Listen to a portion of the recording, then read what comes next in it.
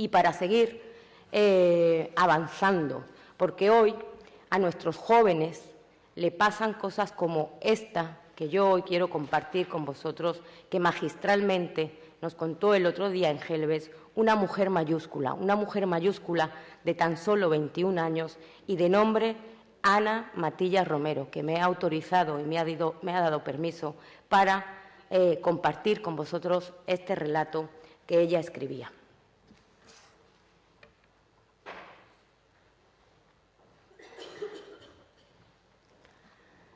Cuando por fin llega a casa, se encierra en su habitación y llora.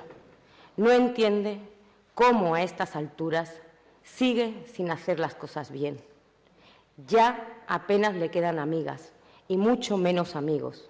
Ya ni se pinta, ni se peina como antes. Ya no quiere salir y ni siquiera se ve guapa.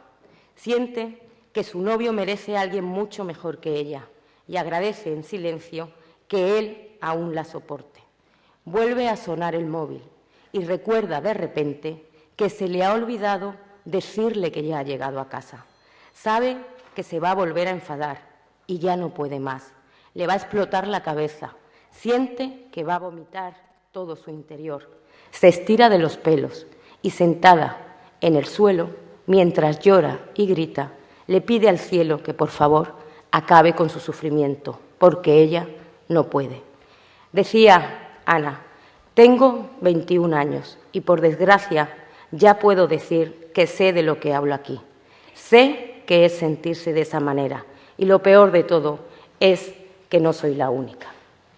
Para ayudarnos a encontrar respuestas, incluso para ayudarnos a hacernos nuevas preguntas, tenemos en esta mesa de hoy a dos grandes mujeres, dos grandes profesionales que paso a presentaros con mucho gusto. La primera intervención de hoy en esta mesa, que habla de la prevención de la violencia de género, va a correr a cargo de María Lozano Estíbaliz. Ella es periodista y docente.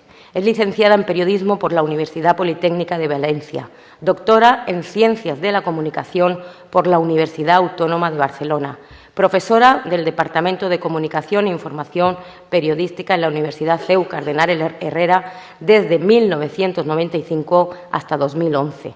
Ha dado clases de Teoría de la Comunicación, Sociología de la Comunicación, Teoría de la Comunicación Audiovisual y Pedagogía de los Medios de Comunicación. En la actualidad es profesora del Departamento de Educación de la Universidad Jaume I de Castellón. Imparte clases de la educación en el mundo actual y de la asignatura Sociedad, Familia y Educación. Ha sido Premio de Investigación Victoria Kent del Seminario de Estudios Interdisciplinarios sobre la Mujer de la Universidad de Málaga con el trabajo Mujeres Autónomas, Madres Automáticas. Premio de Investigación María Isidra de Guzmán de Estudios sobre la Mujer por el Ayuntamiento de Alcalá de Henares. Colabora con la edición valenciana de 20 minutos y con revistas del ámbito de la educación, como son los cuadernos de pedagogía. 20 años dando clase a jóvenes de entre 19 a 23 años, con publicaciones sobre género, diversidad y medios de comunicación, como las que llevan por título, y cito solo unas cuantas: Cuando los jóvenes se imaginan en Internet, Sexualidades enredadas, Red definiendo identidades, Género, ciudadanía y medios de comunicación, o La construcción cultural del cuerpo, de la representación al reconocimiento. María es mucho más que un currículum, como dice por ahí un anuncio, y es un placer poder darle la palabra en estas jornadas de hoy. Muchas gracias.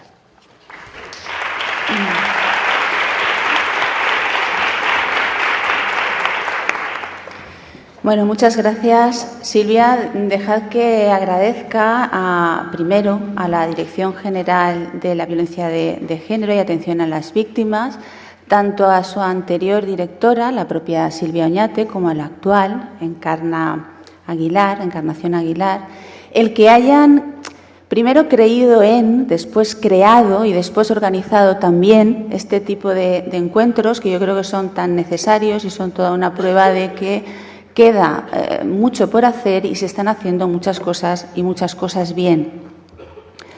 Yo voy a centrar la intervención en 3 puntos, que los voy a un poco enredar. Primero, el reconocimiento de aquellas prácticas educativas, sociales, éticas, políticas, que se están llevando a cabo tanto en el ámbito del uso de las tecnologías de la información y comunicación como en la socialización y en la igualdad de género y los buenos tratos.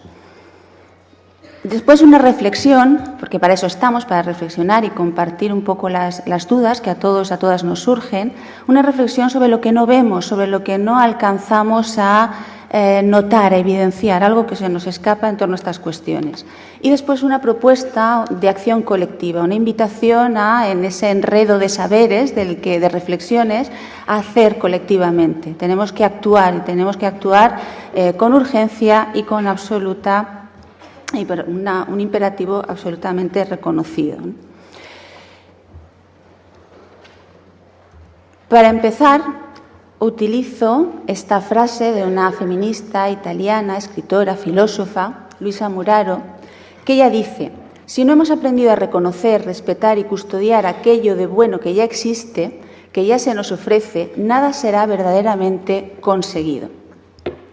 Como se está viendo en estas jornadas, como se puede constatar por poco que nos asomemos a las redes o que entremos en un aula o en espacios de transformación sociocomunitaria, la acción intelectual, política contra la violencia de género es un imperativo, como decía antes, para quienes trabajan por la justicia social.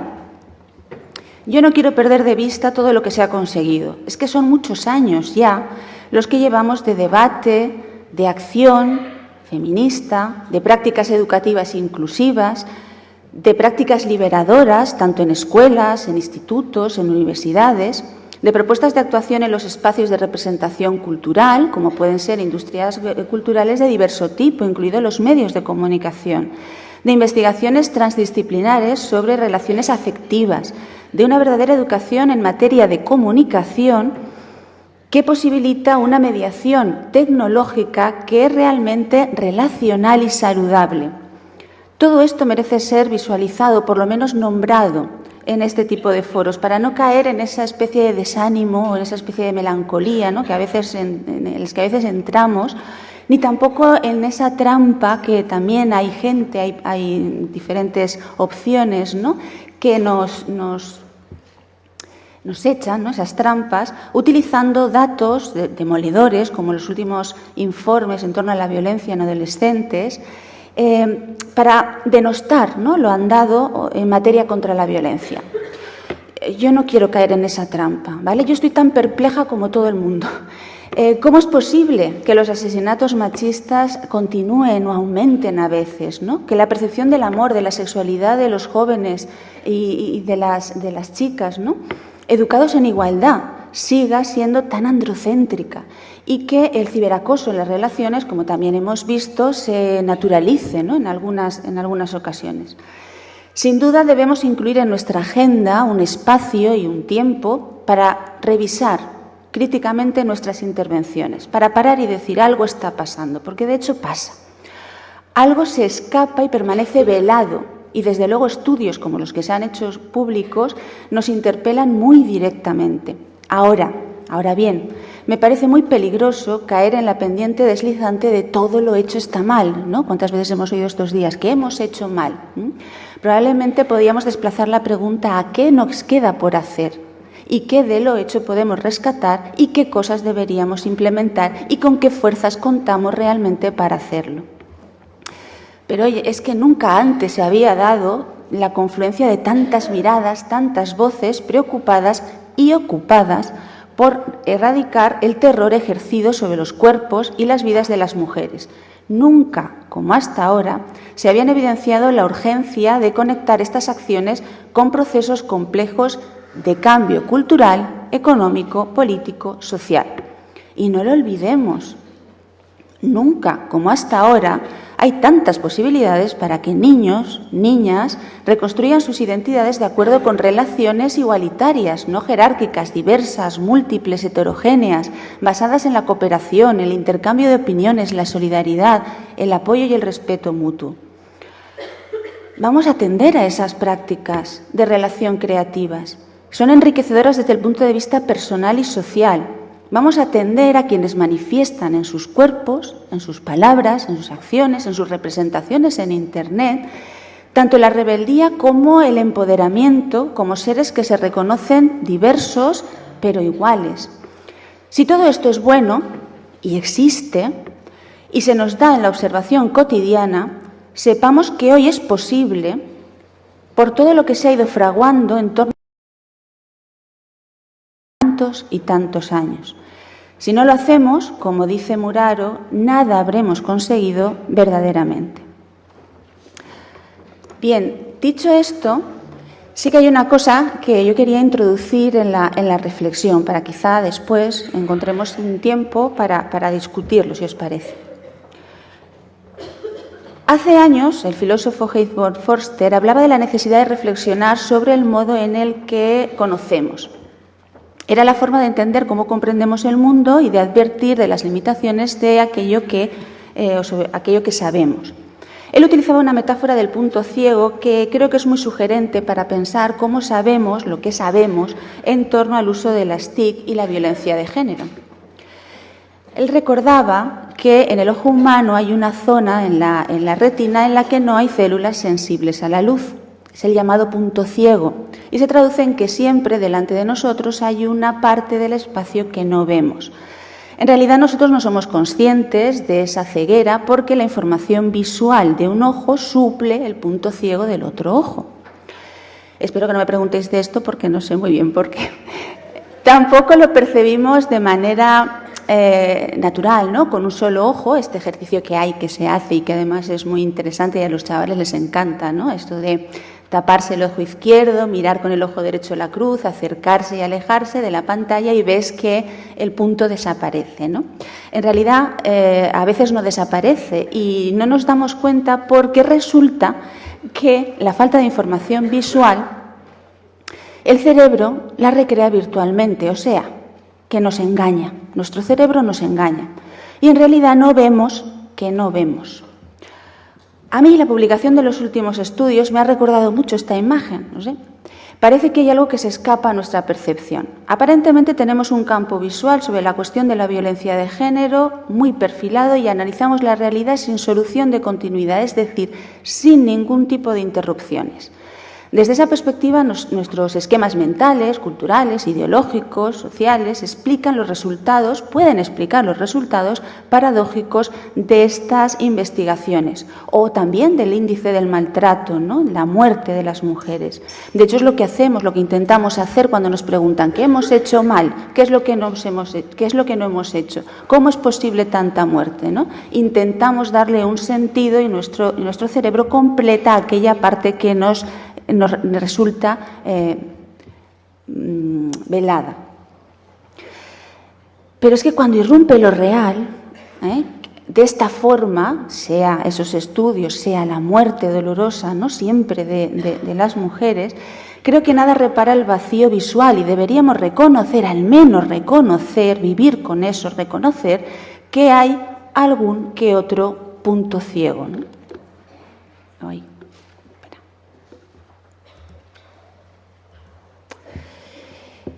Si algo tengo claro, en años, ¿no?, de reflexión personal, de estudio, de acción social en torno a la igualdad y a la violencia o en contra de la violencia sobre las mujeres, es que hace falta abordar el problema desde una mirada necesariamente compleja. No podemos simplificar un problema un asunto que es muy poliédrico. La violencia de género no es un tema académico, ni es un asunto jurídico, ni un problema sanitario, ni una cuestión policial.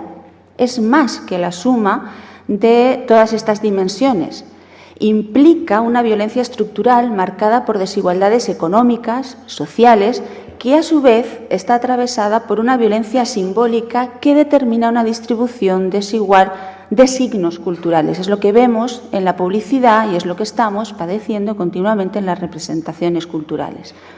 Cuando hablamos de violencia de género, sí que es verdad que nosotros enfocamos una de las manifestaciones más pavorosas del patriarcado, que por otra parte el patriarcado es un sistema de opresiones multiplicativas que muy lejos de estar muerto, como pregona alguna parte del feminismo, algunas voces feministas, yo creo que goza de una mala salud de hierro. Pero focalizar no significa fragmentar o desvincular el tema de sus implicaciones sociales o culturales en un sentido amplio.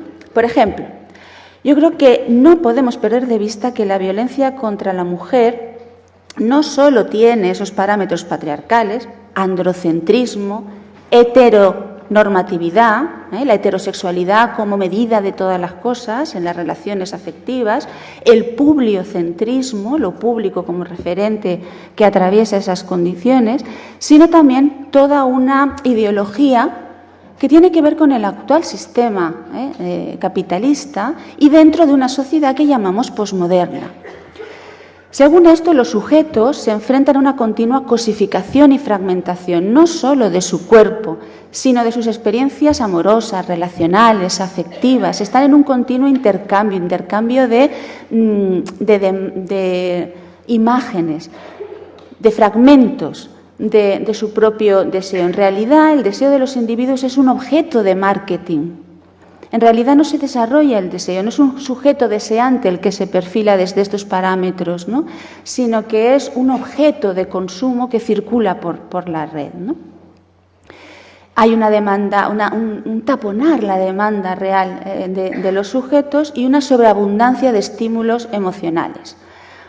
¿Todo esto qué tiene que ver? Bueno, tiene que ver con lo que hablamos, porque cuando tratamos con un caso de violencia de género tenemos que ser consecuentes, ¿no? Y tenemos que ser conscientes de que hay un doble nivel en lo que tratamos. Podemos actuar sobre la experiencia real de una mujer maltratada y también de su maltratador. Y también podemos actuar sobre el síntoma social y cultural al que sus historias remiten. De esta forma podremos decir que cada caso es un mundo complejo y lleno de matices, pero a su vez se inscribe en un ámbito de violencia sistemática contra las mujeres por su posición de género. Y está vinculado a múltiples manifestaciones de un sistema económico, social, muy contradictorio y extremadamente violento. Podemos atender a una sola de las dimensiones sin abordar la otra. Efectivamente, nuestra comprensión de lo que sucede no acusará graves distorsiones, porque le podremos dar un sentido. Sin embargo, yo creo que el análisis cultural o estructural, sin el conocimiento de la experiencia real, única, plural de las mujeres y de los hombres, no explica por qué pasa lo que nos pasa. Digamos que la teoría, sin cuerpo, sin experiencia, sin vida, no explica, oculta. Como tampoco lo consigue el hecho de atender a la situación de cada sujeto, de cada persona, aislando sus vivencias de los procesos de socialización que la atraviesan. Yo creo que en cualquiera de los dos casos existe una ceguera de segundo orden, esa de las que nos advertía antes Foster. Un ver que no vemos que dificulta nuestra visión de la realidad. Decía Esperanza Cerón, que es la coordinadora de la Red de Mujeres y Salud de Latinoamérica y Caribe, que nuestro cuerpo está atravesado por fantasmas clericales, demonios patriarcales y prejuicios cartesianos. Es preciso indagar, a mi juicio, cuáles son los componentes que enredan la experiencia singular hoy de chicos y chicas en un entorno movedizo, público y compartido. ¿Cuáles son sus fantasmas, sus demonios, sus prejuicios, esos que les atraviesan como seres individuales y que les afectan como síntoma, digamos, social o cultural en la actualidad? Otro de los puntos ciegos que creo que existe y que yo quería compartir aquí con vosotros en la educación por la igualdad se refiere a un rechazo constante y creciente, si me apuráis, a veces consciente, a veces no, a veces inconsciente, a la hora de nombrar términos como patriarcado, capitalismo, feminismo dentro de las aulas. Durante mi trayectoria docente yo he asistido a muchas manifestaciones de incomodidad, cuando no desprecio o abierto rechazo a esta terminología. ¿Cómo es posible? Me pregunto, ¿cómo es posible que cuando más frutos ha dado el debate y la acción de los feminismos, más evidente es la necesidad de reconocer el estrago en la naturaleza, en las relaciones sociales, humanas, de esas relaciones capitalistas y de ese patriarcado excluyente, jerárquico, demoledor, depredador? más proscrito está de las aulas ese tipo de términos, ¿no? En las aulas y en las agendas de los individuos o de los colectivos. Es muy significativo el caso de las adolescentes que siempre a veces niegan la mayor. Yo no soy feminista, yo no me interesan estos temas, yo no sé qué. Y está en una especie como una suerte de defensa personal, ¿no? Como lo que yo digo, que es decir, ellas vuelven de algo, ¿no? De un territorio que a veces no han explorado, no conocen la historia, la complejidad, las aportaciones de la filosofía, del ámbito feminista, y sin embargo se protegen en lo público con una especie de coraza que yo no acababa de entender, ¿vale? No veía que no veía. Y entonces creo que es lo que decía de broma, ¿no? A veces en la discusión entre chicas y chicos sobre el tema del género, de la mujer, del feminismo, resulta que ellas acaban siendo literalmente más papistas que el Papa, ¿no? Es decir, están siempre como justificando a la defensiva o protegiéndose de ese no se sabe qué. Es esta especie de autoodio, ¿no? A mí me llama mucho la atención. Creo que hay que prestar también hay que focalizar ahí, hay que ver ahí, ¿no? ¿Qué pasa?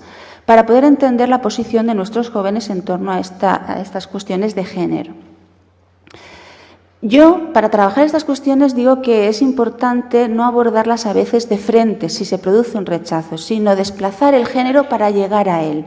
Yo cuando pongo este anuncio que podéis ver ahí, que llama la atención y que puedes decir, bueno, esto es un revulsivo para trabajar la igualdad y contra la violencia de género, pues os sorprendería la respuesta de muchos de los alumnos, de las alumnas, de imagen, de comunicación audiovisual, que lo que hacen frente a este anuncio no es rechazar, sino que es reconstruir de forma significativa, lúdica, festiva, de risa, digamos, banalizar lo que ahí está apareciendo. ¿Sí? Y hay cuando se plantea lo normativo, cuando se plantea esta representación incide en la violencia de género porque representa una distribución desigual y violenta de los órdenes simbólicos, no contestan, no atienden. Cuando se empieza a plantear, ¿no? Es decir, para llegar al género, a plantear otro tipo de cuestiones, es decir, desde su palabra, desde la escucha de lo que a ellos les interpela este anuncio, hay que buscar las vías para llegar a ese planteamiento de lo representado tiene un sentido, está dentro, ¿no? de un discurso general, ubicarlo en ese discurso, pero a partir de la palabra y de las experiencias de estos jóvenes. A veces sale mucho mejor incluso cuando no utilizamos recursos directamente relacionados con lo que estamos pretendiendo encontrar o localizar. Por ejemplo, estos textos de contrapublicidad, esta es una contrapublicidad de denuncia respecto al maltrato infantil en las fábricas de Nike. Utilizando esto, hay amores que matan. Hablamos de Nike, hablamos de la pobreza, hablamos de la explotación infantil, hablamos de lo que hablamos y llegamos al mismo sitio, a la violencia sistemática, estructural sobre los seres humanos. Entre ellos llegamos al amor. Y del amor llegamos a las relaciones afectivos sexuales y llegamos a ellas y a ellos en relación conflictiva, etcétera, etcétera. Sí llegamos, porque esto de la educación es lo que tiene. O a través de textos que no tienen nada que ver, ¿no? Es un texto, es una fotografía de una de las primeras mujeres reconocidas, no que existan, sino reconocidas en la fotografía a nivel internacional, ¿no? Dorothea Lange. Es una fotografía de la depresión estadounidense, ¿no? Bueno, pues ellas tienen que construir relatos a partir de esta fotografía. Bueno, pues de los relatos que construyen, muchos de ellos evidenciamos que tienen que ver de manera directa o indirecta con la violencia de género, ¿vale? Pero no de manera explícita. Este es otro de los anuncios que utilizamos para lo mismo. Hablamos de las TIC, hablamos de las tecnologías de información y comunicación, iba a decir conocimiento, ese es un lapsus, ojalá, de comunicación. Pues utilizamos estas imágenes y acabamos hablando de lo mismo, porque es sobre el cuerpo de una mujer que no tiene rostro, es una representación más de lo mismo, ¿no? Pero que si empezamos así, se produce esa incomodidad. Si llegamos de manera desplazada, pues encontramos y llegamos lo mismo. Pero hay que llegar y hay que decir y hay que evidenciar y hay que poner las cosas y darles un nombre. Y creo que esa es digamos, una práctica en la que hay que militar como educadoras y educadores. Las cosas por su nombre. Son relaciones de dominación, son relaciones violentas porque hay unas relaciones patriarcales, herencias de una situación generada por una propia historia del pensamiento y de la acción.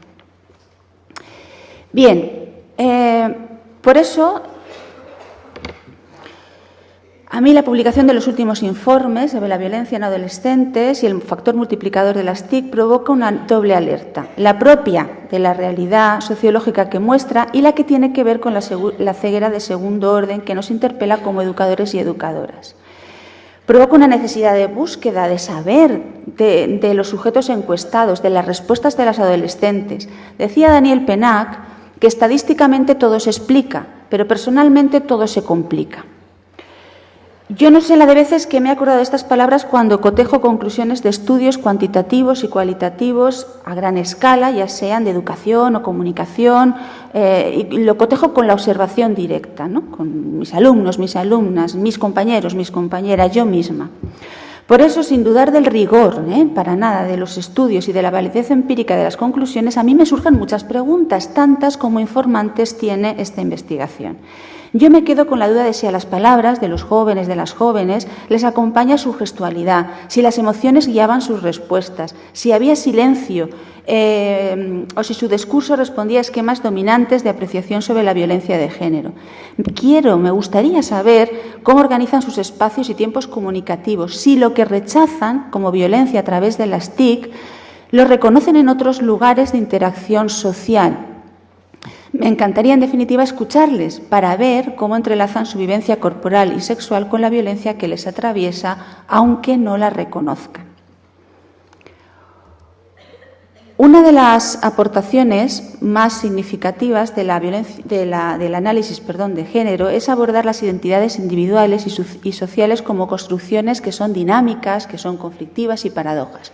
Hay un pasaje de Alicia en el País de las Maravillas que yo utilizo un poco para explicar cómo han cambiado las coordenadas sobre las que los sujetos construimos nuestras identidades. Si os acordáis, en el cuento de Lewis Carroll hay un pasaje en el que hay una oruga que interroga a la protagonista, le pregunta ¿quién eres tú? Y de manera muy incisiva y reiterativa. Como Alicia ha sufrido cambios físicos, emocionales, en medio de un universo muy caótico, no sabe qué responder a la pregunta que le formulan. ¿Quién eres tú? Y ella dice, me temo, señora, que no puedo explicarme a mí misma porque yo ya no soy yo, como podrá ver. La pequeña está muy lejos en ese momento de las normas fijas, de los espacios reconocibles, de los tiempos reglados que anclaban su identidad. Nada responde ya al modelo prefigurado que le decía cómo tenía que explicarse. Y ahora tiene vértigo al asumir la necesidad de asumir su propia definición. La inseguridad le acompaña siempre, ¿no? En todo el relato, hasta que al final, si os acordáis del cuento, pues se despierta y vuelve al universo pautado por los adultos, un mundo real, donde la transgresión, el desorden, la creatividad solo es un reflejo de un sueño infantil. ¿Qué pasa ahora con los adolescentes? Los adolescentes actuales, cuando se enfrentan a la pregunta de quiénes son, les pasa exactamente lo mismo que a Alicia. ¿Cuál es la diferencia? Que no tienen un lugar donde volver. Ahora, digamos, su punto de partida es el propio País de las Maravillas, ¿no? Es un contexto de cambio acelerado, muy constante. No es fácil asumir la negociación de las identidades con instancias clásicas como la familia, el Estado, la escuela. Al revés, ¿no? Estas instancias actúan muchas veces, desgraciadamente, como la oruga, ¿no? Inquisidora, insistente. Les preguntan, pero en realidad no quieren saber de ellos, ni de ellas. Solo parecen jugar con las respuestas en un diálogo imposible. Yo creo que los jóvenes están muy perdidos, como Alicia, que tienen una necesidad de encontrar un lugar, ¿no?, donde poder expresar y anclar sus identidades, siquiera de esa manera también muy contradictoria, y por eso es preferible, yo eso creo que es muy significativo, hay algunos autores, autoras, que prefieren hablar de las TRIC, de las tecnologías de relación, de información y de comunicación, porque el factor relacional es un factor fundamental para crear algo de lo que nos estamos olvidando en todas las intervenciones, muchas veces por la urgencia de actuar sobre las representaciones. Y es actuar sobre el factor relacional, sobre el vínculo social. Hay que fortalecer, hay que crear un vínculo social que les devuelva a los sujetos su noción de seres en transición, seres en formación, pero seres que están relacionados, que están vinculados, que están generando unas relaciones que son afectivas y que son sociales y positivas. Veamos, preguntemos cuáles son los patrones de los jóvenes que atraviesan ese mundo, ¿no?, del país de las maravillas. Creo que los niños y las niñas son más libres hoy de formular respuestas a ese quién soy yo, pero son muy pocos, siguen siendo muy poco libres para formular sus propias preguntas, ¿no? Se les pregunta mucho, pero no se les deja preguntar nada. Y entonces podríamos decir, ¿por qué utilizas la red? ¿Por qué haces no sé qué? ¿Por qué te pones, te fotografías y mandas no sé qué? ¿Por qué insultas? ¿Por qué? ¿Por qué? ¿Por qué? ¿Quién eres tú? ¿Qué quieres? Dejémosles hablar. Démosles un espacio para que ellos nos formulen preguntas que ellos y que respondan a su propio deseo. Eso es lo que tiene que ver para... La comunicación de los jóvenes tiene hoy un componente visual, del que supongo que ahora hablaremos, extraordinario. Las imágenes creadas, reproducidas, compartidas a través de la telefonía móvil, Internet, configuran nuevas prácticas de expresión y de reconocimiento. La palabra es verdad que ancla el sentido en conversaciones, citas, chats y todo esto, pero la imagen desplaza el verbo en el acto esencial de mostrar y provocar sensaciones. ¿Por qué esa hiperactividad? ¿Cómo educar la mirada en esa vorágine visual que hace estallar las fronteras tradicionales de la intimidad, del uso a la propia imagen y la autopercepción? Como todo lo que se refiere a este tipo de preguntas, se generan siempre más preguntas que respuestas. Pero sí que es verdad que la falta de sincronía entre la experiencia de los jóvenes y las expectativas de los adultos respecto al uso de la imagen provoca confusiones y desencuentros. Hay una urgencia por prevenir los efectos nocivos y los peligros de las tecnologías de la comunicación. Lo vimos ayer, ¿no?, la prevención. Pero a veces se nos escapan también las enormes posibilidades creativas, beneficiosas, que tienen los espacios y lenguajes mixtos que configuran estos dispositivos.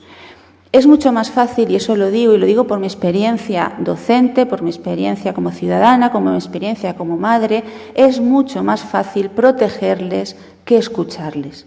Porque la escucha implica un grado, ¿no?, también de descontrol. Y estamos en sociedades paradójicas, ¿no? Y resulta que la pérdida de control, cuando está todo descontrolado, nos asusta mucho más que el poder, a través de la palabra, poner en orden conjunto ese tipo de percepciones. Escuchémosles, ¿no?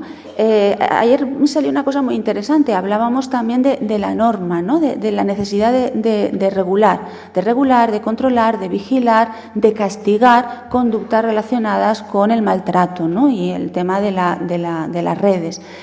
Sí, es verdad, pero yo me planteaba una pregunta mientras escuchaba todas las intervenciones interesantísimas. Decía, ¿qué pasa entonces cuando los chavales te dicen, cuando están haciendo sus guiones de televisión y sus cosas, te están diciendo, no, yo escribo estos guiones y estas cosas que la mayoría son pues de estilo, ¿no?, de mujeres o de psicópatas asesinos que matan a mujeres y esas cosas tan de moda?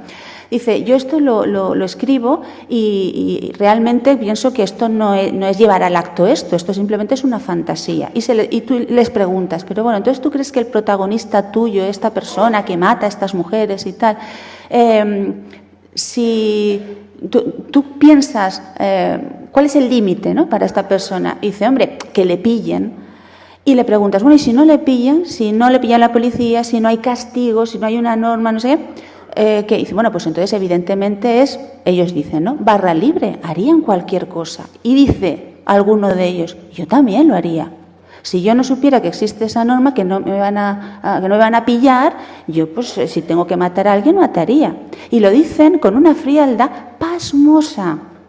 ¿Sí? Y entonces yo ayer me preguntaba cuando oía, claro, fijaos, ellos saben de las normas, de las leyes, de tal, y de hecho es la instancia a la que ellos estiman como límite. Pero realmente, ¿dónde está el límite de ellos? La norma ética, moral, social, el autolímite, el límite del otro. Cuando se desdibuja, ostras, es un síntoma, a ver si no vamos a ver que no vemos una cosa que es muy importante. Y yo creo que esto, desde la filosofía del derecho, nos pueden dar muchas respuestas. Y para mi perplejidad y para mi absoluta desolación, me comentaba ayer una compañera que es uno de los ámbitos en los que, digamos, que está en peligro de extinción. ¿Qué estamos haciendo? Vamos a ver si tenemos de repente otro punto ciego, en este caso en la educación o en el orden jurídico. Bien.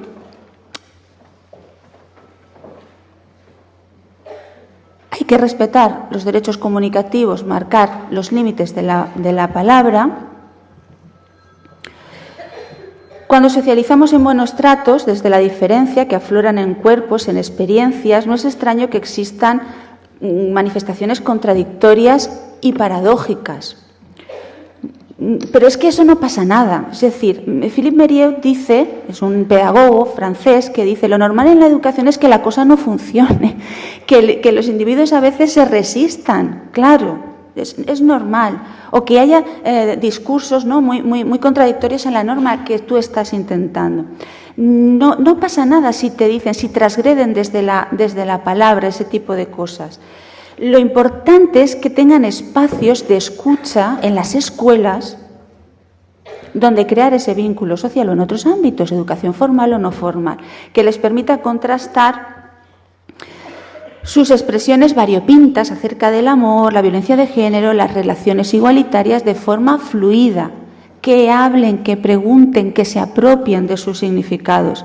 Demos un lugar donde la palabra les ordene, ponga orden y les ordenen. Estimulemos que sean sujetos donde su deseo se reconozca la existencia del otro como límite, al margen del castigo o no, y que lo vinculemos con la relación social de la norma. Pero démosle esos espacios, sobre todo a los más pequeños, para poder crecer y para poder relacionarse de esa manera. Dejémosle, en definitiva, que se den cuenta ellos mismos, ellas mismas, los niños, las niñas, los jóvenes, los adolescentes, que también ellos tienen un punto ciego sobre el que reflexionar. ¿Por qué actúan como actúan? ¿Por qué hablan como hablan? ¿Por qué se imaginan como imaginan? ¿Por qué se quieren como se quieren? Y acabo. Acabo con un cuento de Eduardo Galeano, que a mí me parece muy sugerente y que sirve quizá para cerrar lo que quiero decir y para también pues provocar a lo mejor algún otro interrogante. Se llama Los colores. Dice, en algún lugar del tiempo, más allá del tiempo, el mundo era gris. Gracias a los indios Isis, que robaron los colores a los dioses, ahora el mundo resplandece y los colores del mundo arden en los ojos que los miran.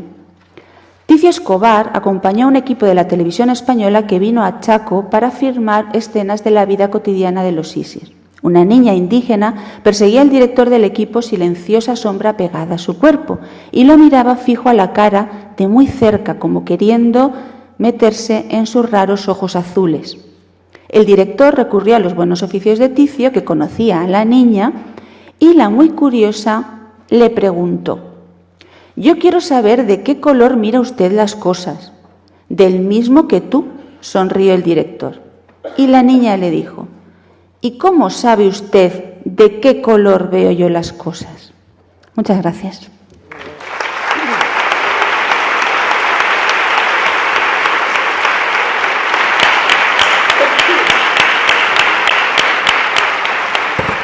Bueno, pues muchas gracias a María por una magnífica intervención donde hemos dado la mano a esa necesidad de reflexionar más y mejor y acompañarla también de una nueva manera de actuar desde el aula como espacio de transformación donde sepamos no solo proteger, sino también escuchar, porque lo que estaremos haciendo es respetar los derechos comunicativos también de nuestros más jóvenes y de esa generación que nos va a representar en el futuro, que son futuro.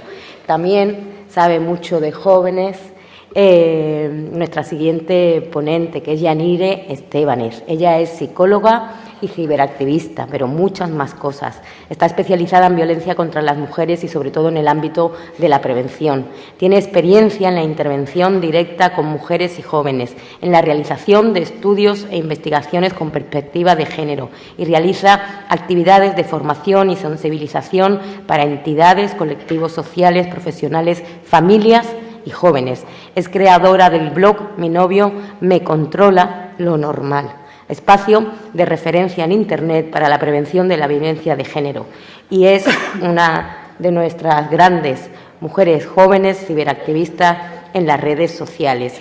Se licenció en Psicología por la Universidad del País Vasco en 2003. Es máster en Intervención en Violencia contra las Mujeres 2004-2007 por la Universidad de Deusto. Su tesina de máster lleva por título Violencia contra las Mujeres, la violencia psicológica en las relaciones de noviazgo, y su calificación fue de matrícula de honor.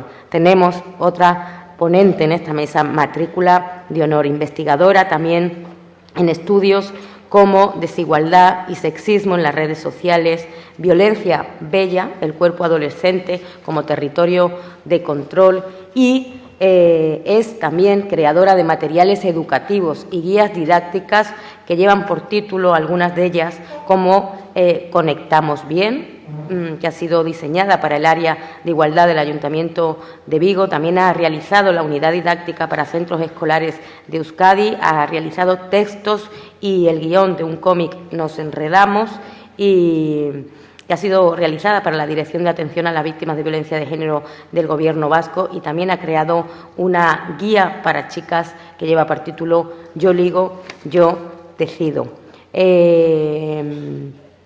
Su blog, este blog de Mi novio me controla, es una web, se define así, una web para chicas confundidas por el amor y profesionales que quieren ayudar a desconfundir. Es un sitio web para la prevención de la violencia de género entre las jóvenes, con más de 400.000 visitas hasta la fecha.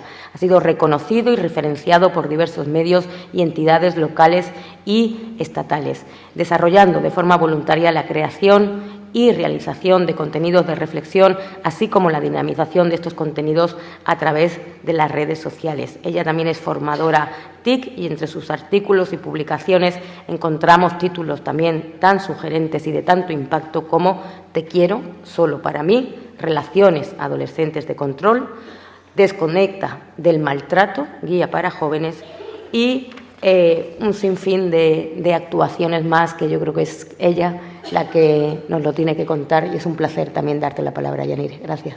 Gracias. Muchas gracias.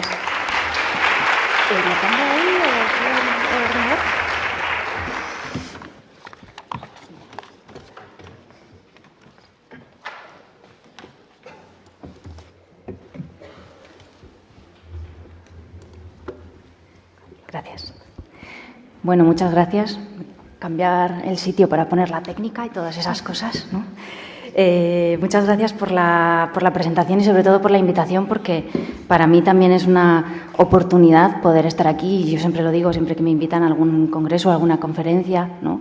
Porque al fin y al cabo también soy una persona joven, dejadme que me considere todavía un poco joven, aunque a mí las jóvenes ya me consideren demasiado mayor, porque ya me pasé de los 30, entonces para ellas yo ya no soy joven. Pero de alguna forma soy un poco una generación bisagra, ¿no?, entre las personas más adultas y las jóvenes con las que trabajo, con las que interactúo a través de las propias redes sociales, ¿no? Yo quería dar las gracias a la organización precisamente por eso, por darnos también voz a las propias mujeres jóvenes de poder estar aquí, de poder participar y de poder hablar de cómo usamos las propias redes sociales también como una forma de activismo y como una forma de acercarnos y de estar en red, ¿no? Yo habitualmente en Internet suelo ser así. Soy una muñeca con gafas lilas, ¿no? Y en esa representación de mí misma, que es mi propio... Sí, un segundo.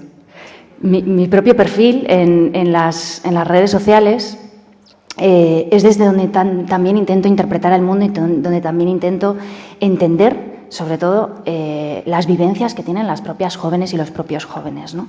Me ha parecido muy interesante la aportación de la compañera, ¿no? Porque sí que es cierto que muchas veces hablamos como poniendo palabra a lo que deben sentir otras personas, ¿no? A lo que deben pensar los jóvenes. Y hablamos mucho desde las estadísticas, ¿no? Y desde son súper sexistas, ¿no? Pero pocas veces les damos la oportunidad de que participen, de que hablen, de que nos cuenten, ¿no? Y yo creo que en nuestras intervenciones, sobre todo, tenemos que facilitar esa comunicación bidireccional, no solamente unidireccional, ¿no? Y esto es una de las cosas que más facilitan las redes sociales. Yo me comunico en las redes sociales, pero yo también recibo información de las redes sociales, ¿no? Y yo también recibo mensajes de las propias jóvenes y de los propios jóvenes a través de las redes sociales, a través del blog, a través de su participación, de sus propios comentarios, ¿no? Yo no me quiero erigir como líder ni como consejera de nadie, diciéndole esto significa que te está controlando, ¿no? Lo que quiero es generar una actitud crítica que a las propias jóvenes les facilite la capacidad de darse cuenta de si esa relación en la que están tiene algún tipo de violencia o no, si es lo que desean, si es lo que quieren, si es lo que no quieren, pero que sean ellas mismas las que se lo puedan preguntar y responder. Y desde ese ámbito es desde el que yo creo que también tenemos que empezar a fomentar cada vez más, ¿no? Las nuevas formas de comunicación, que también creo que es muy, muy importante que tengamos en cuenta esa R, ¿no? Que son nuevas formas de relación, ¿no? Los jóvenes actualmente vivimos, y me voy a poner yo también en esa situación, vivimos conectados al móvil. Esto es así. Yo no sé lo que pasa en Sevilla, yo vengo de Bilbao. En Bilbao tú vas en el metro y en el metro vamos todos con la cabeza para abajo. O sea, me voy a poner un poco irónica y todo eso, ¿no? Pero es así, vivimos conectados a un móvil completamente, ¿no? Y las adolescentes y los adolescentes en muchas ocasiones en este vivir conectados al móvil también perdemos a veces la propia comunicación mirándonos a los ojos, ¿no? Que es lo que le digo yo muchas veces a los adolescentes cuando generamos un poco esa idea, ¿no? Las nuevas tecnologías son buenísimas, pero te estás perdiendo de mirarle a la cara a tu novia, a tu novio y de darte el beso sin que sea un besito con corazón, sino que sea un besito así de labio-labio o de labio-mejilla, ¿no? Que en esa virtualidad a veces nos están también perdiendo las formas de relacionarnos realmente, ¿no? Y creo que antes de hablar un poco de cómo usar estas redes desde el activismo y desde lo positivo y desde el empoderamiento, que es de lo que yo quiero hablar más allá de los riesgos, ¿no? Sí que es cierto que tenemos que intentar comprender o que intentar entender por qué las y los jóvenes se relacionan de esta forma en las redes sociales, ¿no? Porque yo tengo la sensación de que como adultos tenemos muchas veces la idea o el temor, ¿no? ¿Por qué suben tantas fotos? ¿No? ¿Pero por qué añaden a tanta gente que no conocen de nada? ¿No? Pero, ¿y por qué se exponen de esa forma? Pero si está haciéndose una fotografía completamente sensual, ¿no? Así, ¿por qué lo hace? ¿No? ¿Por qué lo hace? Las desigualdades que viven las mujeres jóvenes quizá no se parecen a las desigualdades que vivía mi abuela, ¿no? A las desigualdades que ha podido vivir mi madre en su propia generación, ¿no? Las desigualdades que vivimos las mujeres jóvenes pueden ser diferentes, aunque tienen la misma raíz, ¿no? Que es ese patriarcado y ese entramado cultural, ¿no? Pero así como sí es cierto que los jóvenes están educados en la igualdad, también están educados en el sexismo audiovisual, ¿no? Y yo creo que tiene muchísima potencia y muchísima influencia la influencia de los medios de comunicación en los propios jóvenes y en las propias jóvenes, ¿no? El sexismo en publicidad, como algunos ejemplos que hemos visto antes, ¿no? la idea de las mujeres como objeto que está presente en en medios gráficos, revistas, anuncios, en las teleseries, en el telediario, donde directamente el telediario tiene que estar presentado por una mujer guapísima, estupendísima, de un cuerpo absolutamente perfecto, aunque sea para contar las noticias más serias del telediario, ¿no? Esos son los modelos que las jóvenes y los jóvenes ven en televisión, ven en los medios audiovisuales, y de hecho una de las cosas que el profesorado con el que yo suelo trabajar a veces nos dice es, bueno, es que yo no sé muy bien qué futuro creen que tienen los y las adolescentes, ¿no? Porque un montón de veces les hemos preguntado qué es lo que quieren ser de mayor, y lo que identifican que quieren ser o lo que es el éxito es, pues yo lo que quiero para cuando tenga 20 años o así es ser tronista de hombres, mujeres y viceversa, ¿no? Que es un programa de televisión que nada sexista, donde se ven muchas diversidades de hombres y mujeres muy diferentes, ¿no? Y donde no se ven dos modelos ni nada de eso, ¿no? No es ni heterocentrado ni nada, ¿no? Ya, como veis, pues yo soy bastante irónica en ese sentido, lo siento, ¿no? Y Gandhi Ashore o realities del pelo, ¿no? Realities donde los y las adolescentes reciben el mensaje de que tener relaciones sexuales es tan fácil como conocerse. Hola, ¿cómo te llamas? Yo soy Laura, yo soy Raúl. Follamos y ya está, ¿no? Esos son un poco los mensajes que están recibiendo continuamente también, ¿no?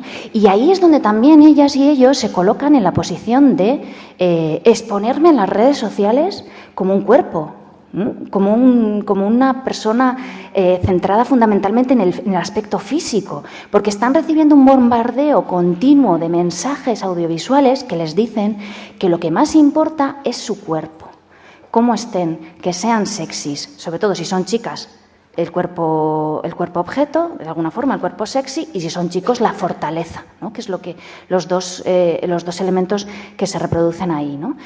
Por otro lado, el mensaje que además ha calado entre esta forma de relacionarse chicos y chicas es esa idea que habréis escuchado en personas más mayores, que es los hombres son de Marte, las mujeres son de Venus, somos completamente diferentes, somos dos especies distintas, no nos podemos llevar bien, es que es imposible, ella estará pensando en una cosa, él estará pensando en otra completamente diferente, ¿no? Y esos estereotipos están muy marcados en todos los mensajes audiovisuales que reciben los chavales y las chavalas, ¿no? Cuando les ponemos esta imagen, simplemente para hacer también un poquitín esa reflexión, no hay nadie que diga, oh, no estoy de acuerdo con eso, o sea, pero es una forma también de generar esa propia reflexión, ¿no? Es que no necesitamos todos y todas un poquito de corazón culo en nuestras vidas, ¿no? De alguna forma, por representarlo así, ¿no? Las dos representaciones, los dos modelos de referencia que tienen son las chicas, la mujer objeto, y los chicos, el hombre fuerte. Esas mismas representaciones que vemos en los realities, la mujer sexy y el hombre con el brazo así de gordo, ¿no? Por eso en las redes sociales ellas también se hacen fotografías sexys y ellos se hacen fotografías intentando marcar sus abdominales, ¿no? Las típicas fotos de los chicos son levantándose la camiseta, marcando el abdominal, ¿no? Es decir, expresando esa fuerza de alguna forma, ¿no? Esa competitividad que se supone que deben representar para ser realmente hombres, porque si no, sus propios iguales, ¿no? Se encargan de eres un sosillo, vaya mierdecilla de tío, ¿no? Todos esos comentarios que también son, y realmente tienen la sensación de que como se separan al final de la película, bueno, él es un el rebelde que da golpes por ahí, por la calle, se mete en peleas, todo lo hace porque tiene un trauma que no es malo, él no es malo. En realidad es que tiene un trauma porque su madre se acostó con otro.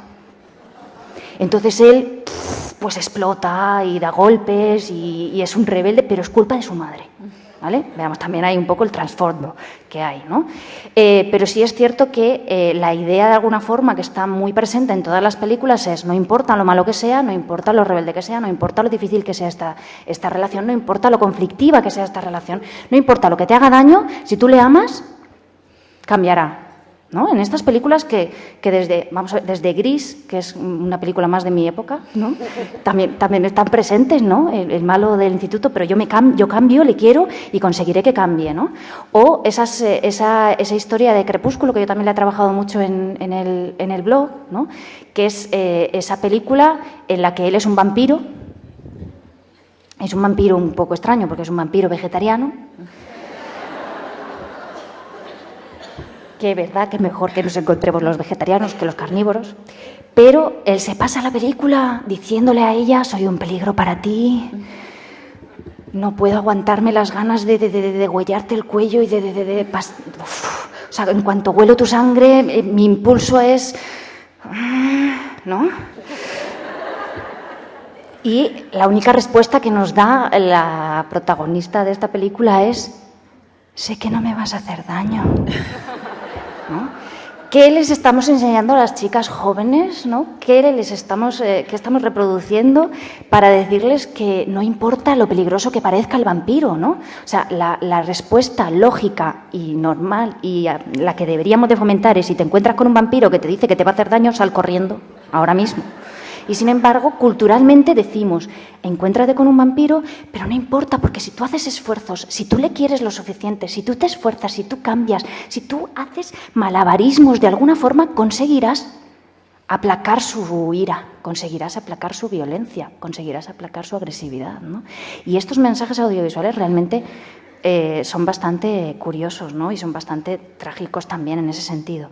Pero al mismo tiempo las jóvenes lo que reciben también en ese bombardeo audiovisual son esa idea de la tiranía de la delgadez, ¿no? De esa necesidad de ser perfecta, ¿no? De que no existan poros en la piel siquiera, porque no hay modelos en las revistas que tengan ni un solo poro, ya no digo granos, ni un solo poro en la piel. Los cuellos son el doble de largos de lo normal. Las piernas son más alargadas, ¿no? Los modelos, los cuerpos que vemos en los medios audiovisuales no son diversos, son un tipo. Ese tipo reproducido muchas veces, ¿no? Pero las jóvenes ven en la calle sí se ven modelos muy diversos de mujer y de hombre, altas, bajas, gorditas, no sé qué, pero en la televisión solo vemos uno, ¿no? Y eso también a ellas les puede producir esa conflictividad o esa frustración de: mi cuerpo no es como el de esas modelos, ya, pero es que hay 1, 2, 3, 4, 5, 6, 7 modelos así en el mundo y no hay más, ¿no? O el modelo irreal de Barbie, ¿no? Yo muchas veces les hago el ejemplo de lo que significaría también la Barbie si fuera real, ¿no? La Barbie de la izquierda es la Barbie que siempre nos han vendido, y la de la derecha es cómo sería la Barbie si tuviera unas medidas medias. No vamos a decir medias, las de una media normal, ¿no? De hecho, este modelo es tan irreal que si a Barbie la hiciéramos real, mediría 2,19 metros. No le cabría el intestino en esa cinturita, porque mediría 45 centímetros de cintura. Tendría que andar a 4 patas porque sus piernas no serían capaces de mantenerla en pie. Tendría el cuello el doble de largo de lo normal, por lo que se le caería para todas partes. Y el pecho de 98 centímetros sería imposible que estuviera ahí arriba, ¿no? Con estas irrealidades son con las que viven las jóvenes, las que reciben de alguna forma también a través de toda esa influencia de los medios, ¿no? Pero muchas veces no les preguntamos cómo lo viven realmente, ¿no? Y yo creo que esto es muy importante también, darles voz y darles capacidad para analizar, para preguntarse, para responder y para saber qué es lo que están pensando, ¿no? Algo de este trabajo comenzó, como os comentaban en la presentación, pues analizando primero esas violencias que se estaban reproduciendo cada vez más o que estábamos viendo que podían reproducirse de una forma diferente en el noviazgo, ¿no? En las investigaciones yo creo que lo más importante que tenemos que hacer es rescatar sus propias palabras. Para mí, en eso estoy completamente de acuerdo con lo que decías anteriormente, ¿no? Poco hacemos si nos quedamos con las estadísticas. El 85% de... Vale, pero ¿qué es lo que está detrás? ¿Qué es lo que están pensando? ¿Qué es lo que están sintiendo? ¿Por qué eso lo interpretan como violencia o no lo interpretan como violencia? ¿Cómo lo reciben? ¿Cómo lo explican, ¿no? Sí que es cierto que en estas primeras investigaciones lo que nos encontrábamos era muy parecido a las que se siguen haciendo después, ¿no? Que hay, digamos, muchos puntos ciegos de no ver, ¿no? Donde hay muchas negaciones. Pero la cuestión está también en entender qué es lo que está detrás de estas afirmaciones, ¿no? A mí me parece violencia, pues dependiendo de la importancia que le dé yo a la violencia, ¿no? Es que lo hacen todos, los chicos son así. Quiere saber mucho de mí, está todo el día preguntándome y controlándome y mirándome los mensajes del móvil, pero lo hace porque me quiere mucho, lo hace por interés. No lo hace porque sea violento, eso no es violento, ¿no? O si se pone celoso, igual es por culpa mía, es que yo, claro, fíjate qué escote llevo, ¿no? Esa inculpación que sobre todo tienen mucho las chicas y esa idea de la omnipotencia del amor, es la idea de que con amor ellas conseguirán cambiar, conseguirán cambiar la relación o conseguirán cambiar algo mágicamente para que eso salga, para que eso funcione, ¿no?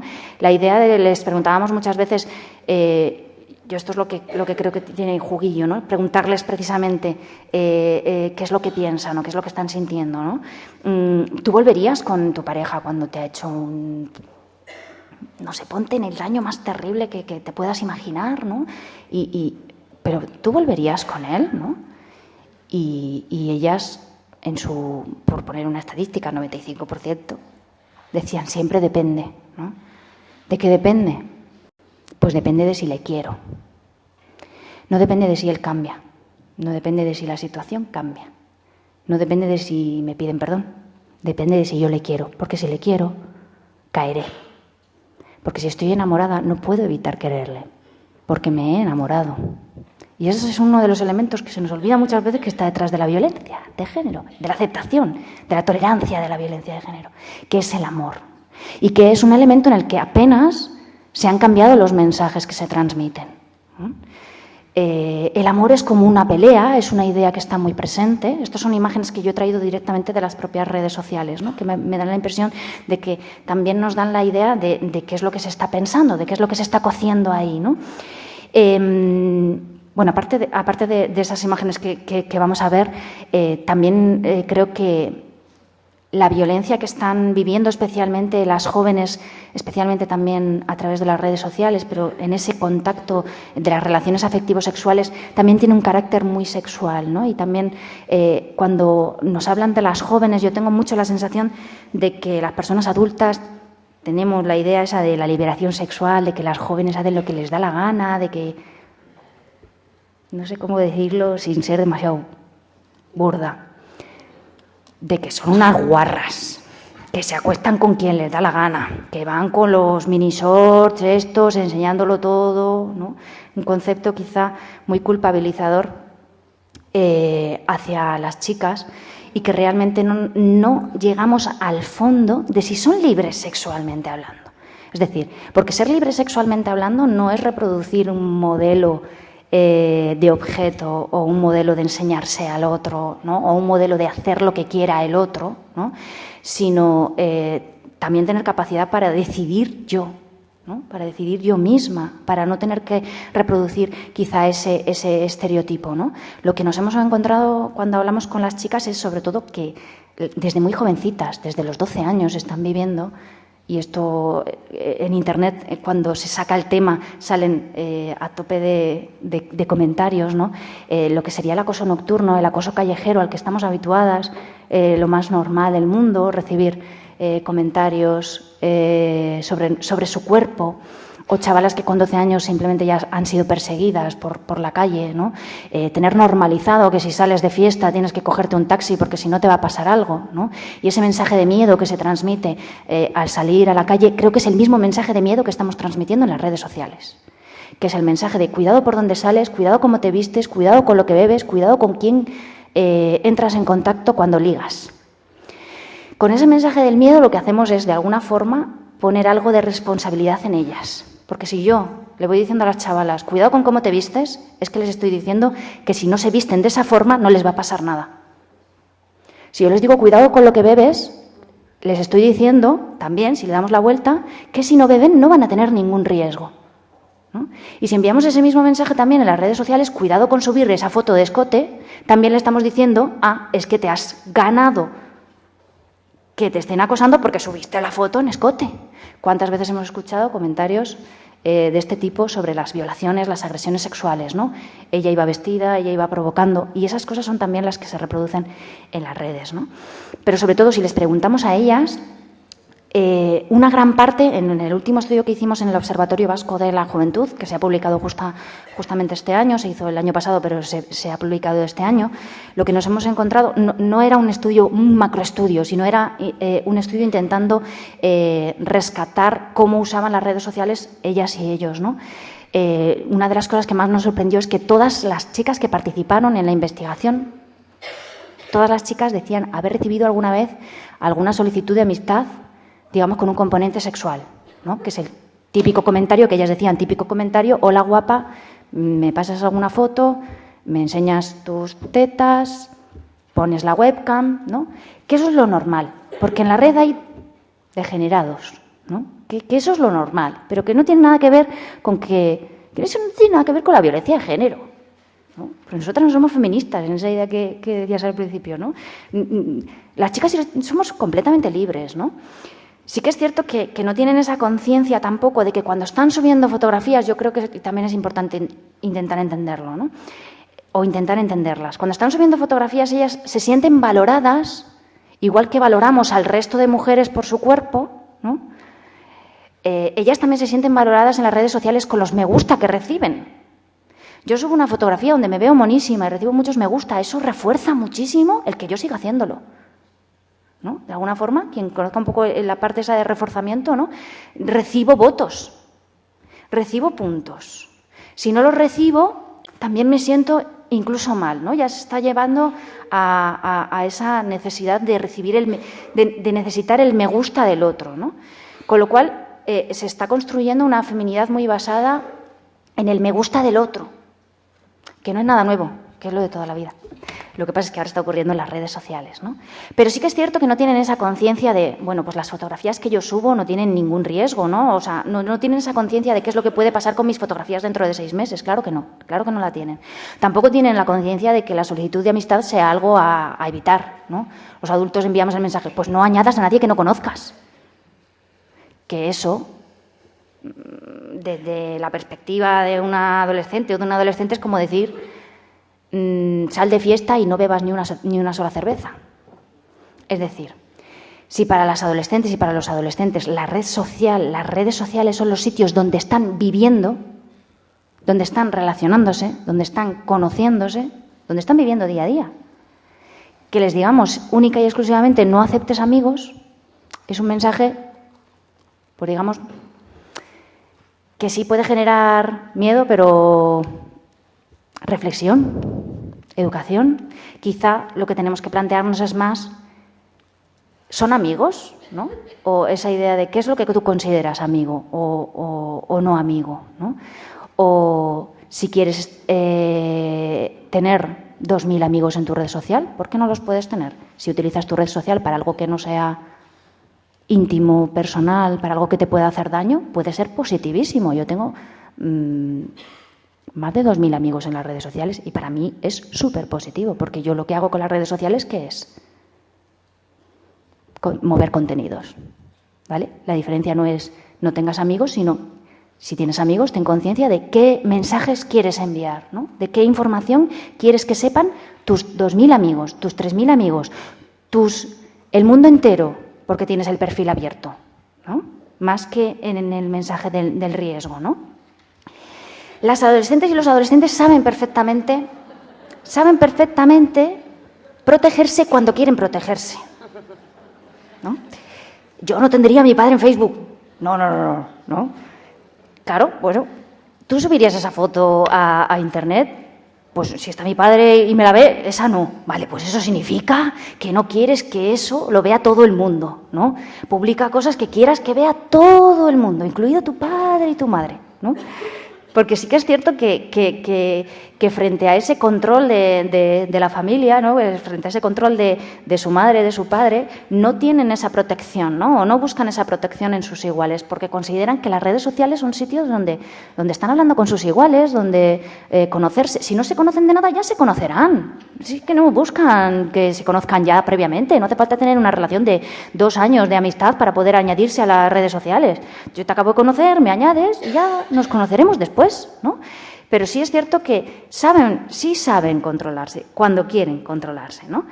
En esta última investigación sí que también es cierto que nos encontramos que las chicas especialmente usan mucho sus redes sociales como si de un diario personal se tratase, ¿no? Yo en esto creo que muchas veces tenemos que hacer un poco el microchip de cómo éramos cuando éramos adolescentes. Todos y todas no hemos sido iguales, está clarísimo, ¿no? Pero yo realmente cuando era adolescente tenía un diario donde contaba un montón de cosas que ahora si las leyera me darían vergüenza. Sí, esto es lo que significa las redes sociales. Ahora si las leyera después de un mogollón de años me darían absolutamente vergüenza, ¿no?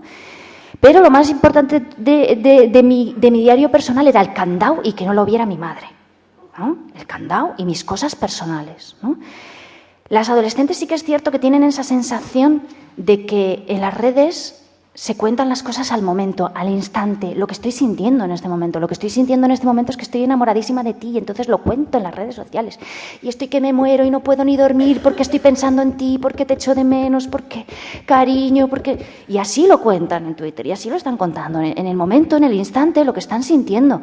Pero también cuando están sintiendo que eres una mierda, que me has dejado tirada, que no sé qué... Y en sus contradicciones, tenemos las personas contradicciones. Esas son las cosas que no nos damos cuenta hasta que las vemos en la red social y entonces miramos y decimos, joe, ¿no? Vaya contradicción que tengo yo en mí misma, ¿no? Porque en las redes sociales lo que sí es cierto que pasa, que no pasa en la vida real, es que se quedan las cosas escritas y no se nos olvidan, ¿no? Hace poco, esto es un ejemplo, pero es real, ¿no? Yo le dije a una prima mía, me he enterado que te has enfadado con tu madre. ¿Qué te ha pasado? ¿Y tú cómo te has enterado? Chica, pues si has puesto en Twitter, estoy harta de mi madre es la peor del mundo, tengo ganas de marcharme de casa, no soporto esto, a ver cuándo me hago mayor, ¿no? El típico enfado de adolescente que habremos tenido todos y todas, ¿sí o no? El típico enfado de adolescente que habremos tenido todos y todas y que se nos olvidaba a los 5 minutos. La cuestión es que aquí se queda escrito, nada más, pero se te olvida a los 5 minutos. A ella se le había olvidado. Ya volvía a querer a su madre completamente, ¿no? Pero no tenía la conciencia de que lo había escrito realmente ahí en las redes, ¿no? Porque vivimos en esa inmediatez, lo que siento en el momento. Y también es cierto que en las redes sociales se está comunicando de una forma muy social mensajes sentimentales, personales, relacionales, que antes, digamos, que compartíamos en una intimidad más de dos, ¿no? Un poco en esa idea de que yo creo que realmente cuando les preguntamos ¿con quién estás hablando? ¿Qué es lo que estás haciendo? Yo es que estoy hablando conmigo, o sea, estoy escribiendo en mi móvil. No estoy hablándole al mundo, no tienen la conciencia de que estén hablando al mundo, tienen la conciencia de que están en su huequito, en su intimidad, en su habitación, en su espacio privadito, ¿no? De hecho, esta es una imagen que tengo permiso para enseñarla, porque hay que tener permiso, a pesar de que en las redes sociales se ven fotos así sin permiso, ¿no? Que nos ejemplifica mucho esa comunicación de dos en comunicación social, ¿no? El amor es cosa de dos, nos dice ella. Y, sin embargo, etiquetas a 20 personas con sus 120 amigos cada una, ¿no? El amor es cosa de dos, pero que se entere todo el mundo. Esto es lo que nos está cambiando las redes sociales. Esto es lo que nos está cambiando las redes sociales y simplemente igual lo que tenemos que hacer es transformarlo un poquito, pero entendiendo y aceptando que esto puede ser así, ¿no? Cuando os decía antes, ese elemento que muchas veces se nos olvida que está detrás del perdón, de la justificación, de la negación, que es el amor romántico, veamos mensajes que aparecen en las redes sociales sobre el amor romántico. Solo quiero que tú seas mi único propietario. Quiero darte todo. Tu ausencia me mata y sentir que me quieres me llena de felicidad. Te necesito. Yo solo soy feliz cuando tú estás conmigo. No debería amarte, pero lo hago. Mensajes muy modernos, ¿verdad? Había una canción de Conchita Piquer que decía, no debía de quererte y sin embargo te quiero. Es lo mismo que el no debía de quererte y sin embargo te quiero, pero reformulado en versión digital, ¿no? sin ti tan solo soy un despojo, ¿no? Esas ideas de que el conseguir a alguien que me quiera, ¿no? Esa idea de conseguir, que está muy presente en las revistas juveniles. Las revistas juveniles a día de hoy están en modo virtual, en foros, en webs, en montones de portales donde los mensajes siguen siendo los mismos. Conoce las posturas sexuales que más le gustan, conoce cómo saber si te quiere, elimina todas tus imperfecciones para que él no se entere de la celulitis que tienes, ¿no? Todo centrado en que él te quiera, en que él te acepte, en que él te quiera como eres o como no eres, como te intentas tapar, ¿no? De alguna forma. Y esa idea del amor romántico ideal que no tiene límites, que supone perder, sufrir, quitarme algo de mí, porque si no quito algo de mí, no le quiero lo suficiente, es muy expresado por las chicas también en las redes sociales, ¿no? Junto con esa idea también de que igual que del amor al odio hay un paso, pues del odio al amor igual también, ¿no? Con lo cual, pues sí, ahora me tiene, pero yo conseguiré con mi amor lo conseguiré, ¿no? La idea de amar enseguida, con intensidad, de que a los 2 días ya es el amor de mi vida, ¿no? De que el amor también es una trampa, o de que cuando duele no se olvida, son mensajes que están muy presentes. Y si les preguntamos a ellas mismas, ¿no? ¿Qué es para ti el amor? Te dicen cosas como no lo puedes evitar, no puedes pensar en otra cosa, es lo más importante de la vida, aunque se opongan los demás, o haría cualquier cosa con tal de que me quiera. Creo que tenemos que trabajar en el amor. Creo que tenemos que trabajar en diversos mensajes de amor que no conlleven tanto no poder evitarlo, hacer cualquier cosa, cualquier sacrificio, cualquier dolor, ¿no? Porque al final estos mensajes pensamos que son muy tradicionales, pero están súper metidos en todo tipo de representaciones audiovisuales. Os traigo lo más friki que he podido encontrar en Internet. Lo más friki que he podido encontrar en Internet nos sigue identificando la pareja heterosexual con un fin de matrimonio. Cortejo y matrimonio. No es nada moderno, no es nada diferente, no es nada... Es lo mismo, pero con otro formato, ¿no? O con otra representación. Pero al final esa idea de la heterosexualidad, esa idea de la necesidad de... Hasta hace muy poquito una chica me decía, es que si con 15 años no tienes novio, te vas a convertir en la solterona de los gatos. Un mensaje audiovisual muy presente también en series de televisión, en películas. Si te quedas sola, es lo peor que te va a poder pasar. Te vas a pasar la vida llorando, llena de pañuelos, de paquetes de Kleenex, viendo películas de amor de Hollywood, ¿no? Y no vas a poder rehacer tu vida, te vas a acabar la vida llenando la casa de gatos para paliar tu soledad, ¿no? ¿Qué mensaje le estamos transmitiendo de independencia y también de posibilidades a las chicas si no tienen una pareja, ¿no? Y qué ideas también estamos reproduciendo de ese amor que no tiene límites, ¿no? Que si yo quiero a mi chico le doy lo que sea, porque no tengo nada que ocultarle, porque yo le quiero. Yo le quiero, pues le doy... Es que no tengo nada que ocultarle, ¿no? Supongo que ayer no pude estar por aquí, pero supongo que también se estuvo hablando de cómo estas nuevas tecnologías, ¿no? Y esta capacidad de saber en todo momento a qué hora ha recibido mi mensaje, si lo ha recibido un minuto después o un minuto más tarde, si está en línea, pero no está hablando conmigo, eso significa automáticamente que estará hablando con alguien del sexo contrario, que me está poniendo los cuernos, que esta es una mala, que no sé qué, que no sé cuántos, ¿no? Cómo facilitan los celos, cómo facilitan los fantasmas, todas estas nuevas tecnologías, pero a mí personalmente, no sé, me hierve un poco la sangre cuando dicen, es que WhatsApp rompe parejas. O sea, lo siento, WhatsApp no rompe nada. WhatsApp es una aplicación. Si se rompe la pareja será por algo personal, por un conflicto, por unos celos, por una idea de fusión de la pareja y de necesidad de que esté en todo momento. No por una aplicación. La aplicación no puede ser la causa. ¿La causa dónde está? Vamos a dejar... ¿Las tecnologías nos pueden? ¿No? ¿No hay alguien detrás de esa tecnología pensando, ideando, ¿no? Sintiendo que sin mí... si no está hablando conmigo, ¿no? Yo creo que es la persona la que está detrás, ¿no? Y es la idea de amor, y es la idea de esa necesidad de fusión, y es la idea de esa no libertad de mi pareja la que me lleva a intentar controlar, ¿no? Creo que muchas veces hablamos de violencias en digital y que en muchas ocasiones tampoco les preguntamos realmente qué consecuencias tienen estas violencias para ellas o para ellos, ¿no? Yo creo que las jóvenes con las que hablábamos sobre todo identificaban esa violencia simbólica que hay en Internet que están viviendo desde que son muy chiquitinas, ¿no?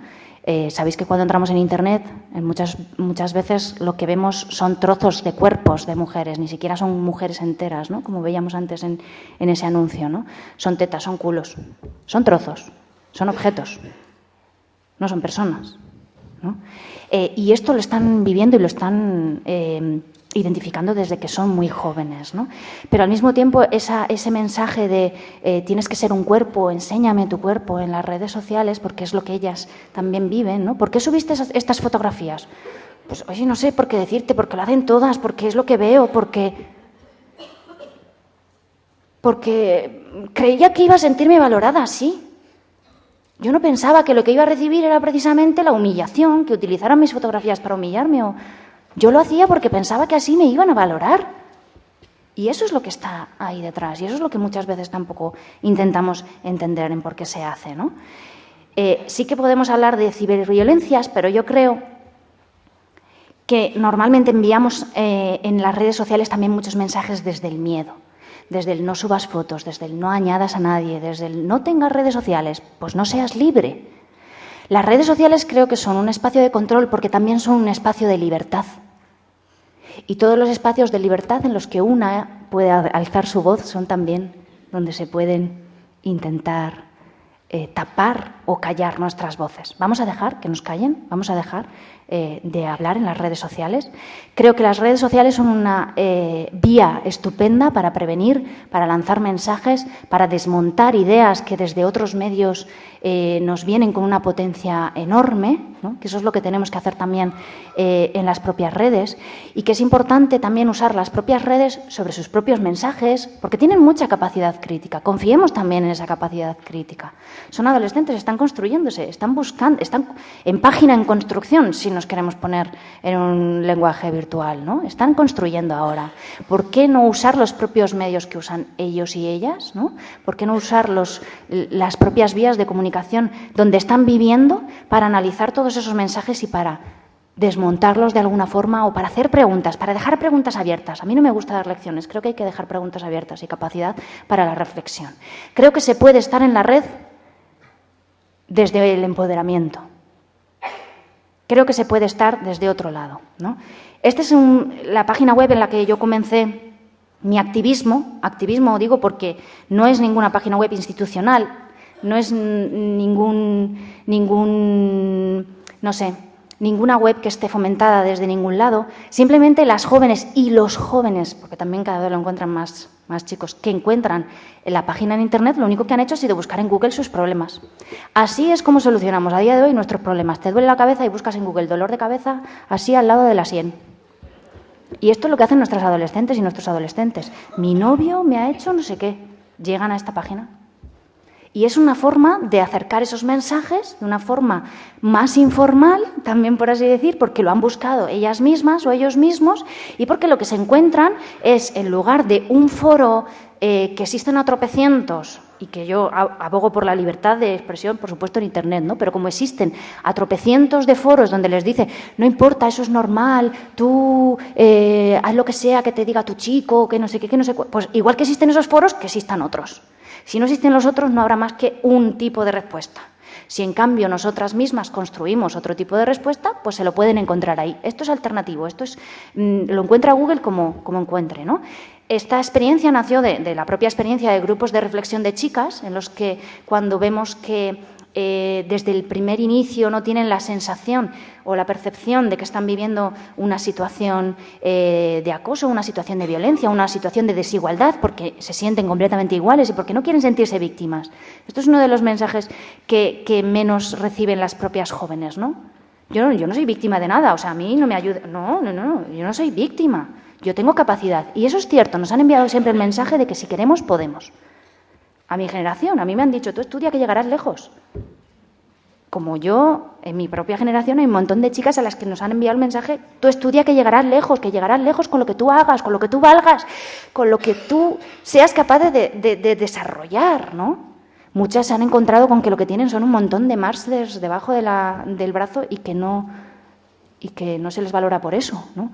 O se han encontrado con desigualdades a la hora de acceder al mercado laboral, ¿no? Y ahí es donde se dan cuenta de la desigualdad. Pero antes no se han dado cuenta, porque han vivido en un entorno protegido también, ¿de acuerdo? Pero cuando reflexionamos sobre ello y empiezan a identificar, ¿no? Y empiezan a reflexionar: ¿y eso te ha pasado a ti? Pues a mí me ha pasado toda la vida, pero yo no lo identificaba esto como que tuviera que ver con mi ser mujer. Oye, pues yo me encontraba con este acoso por la calle y ya está, pensé que era culpa mía. Y dices, ya, pero es que le ha pasado a 20 más. Y a todas les ha pasado lo mismo que a ti. ¿Puede tener algo que ver con esta sociedad? ¿Puede tener algo que ver con esta idea, ¿no? Hablar de patriarcado es muy teórico, pero llevarles a la realidad y a lo que han vivido en el día a día, eso sí llega, ¿no? Y a través de ahí sí podemos hacer reflexionar. Es necesario que en un mundo donde Google decide qué existe y qué no, también exista el feminismo. Es necesario acercarnos a las generaciones digitales con sus propias herramientas, con sus propios mensajes, y creo que podemos construir nuevas formas de amor, ¿no? Creo que podemos hacer espacios donde ellas mismas y donde ellos mismos participen, critiquen, expresen, creen cosas diferentes, ¿no? Y que la participación, el crecimiento, la actitud, tenemos que tener confianza también en estas generaciones. Yo lo tengo porque realmente simplemente a una chica o un chico que haya reflexionado, ¿no? O sea, yo realmente hace muy poco recibí un mensaje de un chico que decía que se sentía que no sabía qué hacer con sus celos, que es que era muy celoso y no sabía cómo hacerlo. Lo estaba preguntando, ¿qué es lo que quiero decir con esto? Tenía capacidad de darse cuenta de que se le estaba yendo y que no sabía qué hacer con ello. Y tiene todavía capacidad para cambiar, porque es muy joven, porque tiene 13 años. ¿Sí? Confiemos también en esa capacidad. Y no pensemos que las mujeres jóvenes son tontas y se dejan y no tienen ni idea y son unas estúpidas. Las mujeres jóvenes saben, quieren, han nacido en una sociedad que les ha dicho tú puedes, han integrado cambios del feminismo en sus propias vidas cotidianas, ¿no? El ciberactivismo son esas capacidades de poder hacer redes, ¿no? de poder estar juntas, de poder utilizar las herramientas para crear esas redes, para escribir nuestra propia historia, ¿no? y donde podemos crecernos también. No creo que todo el mensaje sobre las redes sociales tenga que ser negativo. Las redes tienen una potencialidad para alzar nuestras voces enorme y tremenda, ¿no? Y cada vez hay más blogueras, cada vez hay más activistas, cada vez hay más redes en las que estamos juntas, ¿no? Campañas de firmas, movilización, acciones que de otras formas no pueden salir a través de financiaciones de crowdfunding, ¿no? Perdón por mi inglés, pero son esas potencialidades que nos dan las redes sociales, ¿no? Y que si desmontamos esa idea de que Lisa Simpson es la feminista, vegetariana, esta sosa, de no sé qué, y la tomamos como un referente también, ¿por qué no?, positivo, y somos más Lisa Simpsons cada vez también en las redes sociales, crearemos nuevos mensajes, ¿no? Te quiero, pero no te quiero más que a mi vida, ¿no? La última conexión de WhatsApp, estar mirándola es control, no es amor. Estos son algunos ejemplos, ¿no? No tengo ganas de ti, tengo ganas de mí, de empezar a conocerme, de empezar a disfrutar de mí misma, por ejemplo. Que el amor valga la alegría, no la pena. Un mensaje que yo creo que también muy importante, ¿no? Esta es la página que os decía al principio, yo ligo, yo decido. No quiero tu piropo, quiero tu respeto. Estoy estupenda, con los kilos que tenga. He nacido para ser real, no perfecta. Y ellos también. No hace falta que sean brazos mazaos, ¿no? Existen muchas formas de belleza femenina. La de la izquierda es guapa, pero la de la derecha también. Hay una forma de tener un cuerpo para ir a la playa. Tener cuerpo e ir a la playa. Estos son mensajes que transmitimos a través de las redes sociales y que desde luego desmontan y a través del humor también nos hacen cambiar esas ideas, ¿no? La talla 38 y lo demonizante que es la talla 38 si no te entra la talla 38, ¿no? Podemos hacer que estos lemas también, ¿no?, sirvan para esa ese ciberactivismo, ¿no? Esa idea de que luchar por nuestros derechos también puede estar en las redes y también debe de estar. Yo creo que es que debe de estar. Es que casi es obligatorio que transmitamos nuestros mensajes aquí. Es que yo ya casi lo creo obligatorio. No me gusta obligar a nadie, pero creo que sí. Y que cada vez tenemos que hacer más visibles todas las diversidades, ¿no? Y no solamente hablar de hombres y de mujeres, ¿no? Y hablar de muchos tipos de relaciones, de muchos tipos de personas, de muchos tipos de hombres, de muchos tipos de mujeres, ¿no? El futuro pertenece a aquellas personas que creen en la belleza de sus sueños. Yo así lo creo. Creo que hay cosas que podemos tomar para ser felices mejores que pastillas, que son decisiones. Y si comienzo a controlar mi vida antes de tener los 80 años, ir en tacatá y necesitar subirme ahí arriba para escribir el graffiti, y comienzo a controlarla desde que soy joven, y comenzamos a intentar potenciar que las jóvenes puedan controlar sus vidas desde que son jóvenes y también a través de la participación en las redes sociales, seguramente les irá mucho mejor. ¿Vale? Muchas gracias.